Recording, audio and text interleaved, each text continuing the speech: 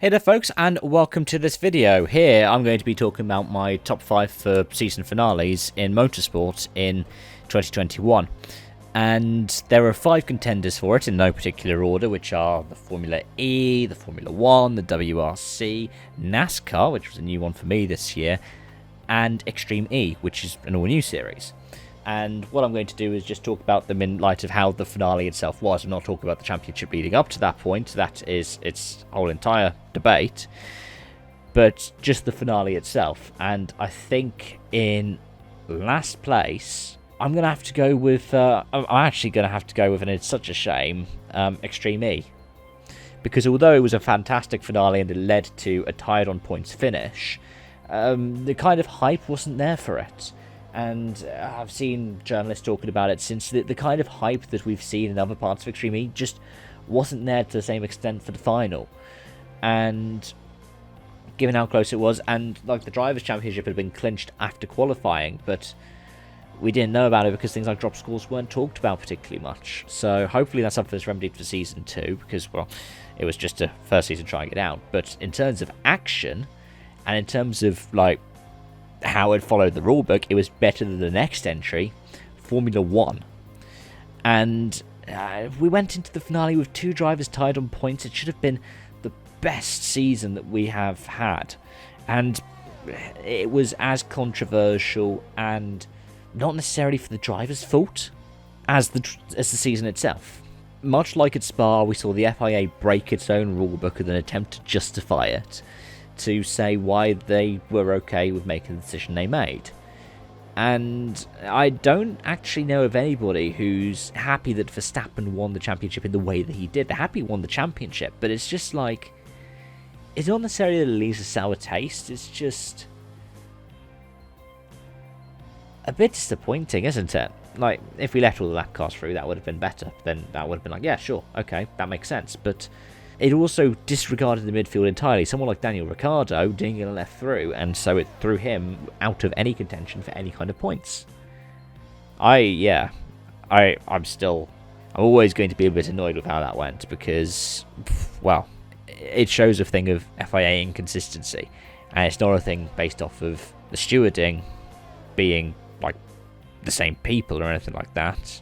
It's just the way it was coordinated, and the fact that all of these protests were like not heard or thrown out.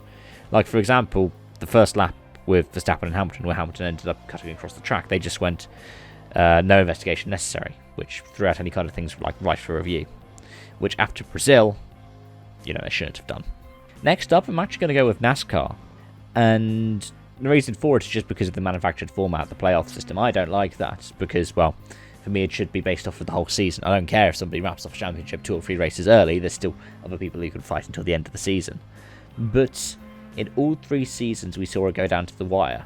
Like, it has to by the fact that it's the championship 4 and they make it that way. But, like, for example, it went on a battle to the line between 2 of the contenders in the Xfinity Series, and then in the Cup, it was decided by really that last run off pit road. It was decided on the last lap because Truex went for a lunge on Larson, but it didn't pay off. Then in second place, I'm going for the WRC.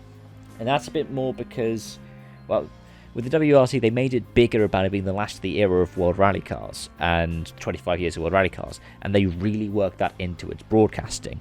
In addition to that, they made sure to show all the package. They showed other people finishing and crossing the line. Like, they even paid attention to things like WRC3, albeit probably not as much as they could have done. Like, that's more a directorial decision than, like, the broadcasters. But the broadcasters themselves, the commentators, the pundits, they were always talking about the battles in WRC3 and WRC2, which I thought was awesome. They paid more attention to the co-drivers as well this time around, and that was excellent as well.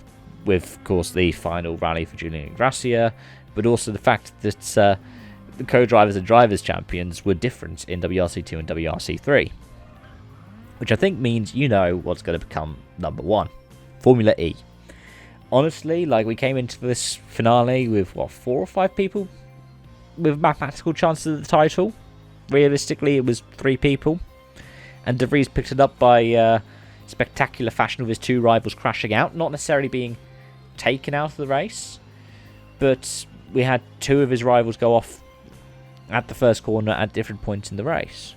I think Jake Dennis's one was incredibly depressing to see, but it was a brilliant way to see the title decided. But it was such a shame to see, like, was it Evans as well, was out on the start. Either way, that was my finale of the year, because, well, they followed the rules, they made a big deal out of it, they did things like swapping the track around compared to the previous round. Formula E just know how to do it, don't they? Let's hope that they carry that on next season. Let's hope other series learn from Formula E.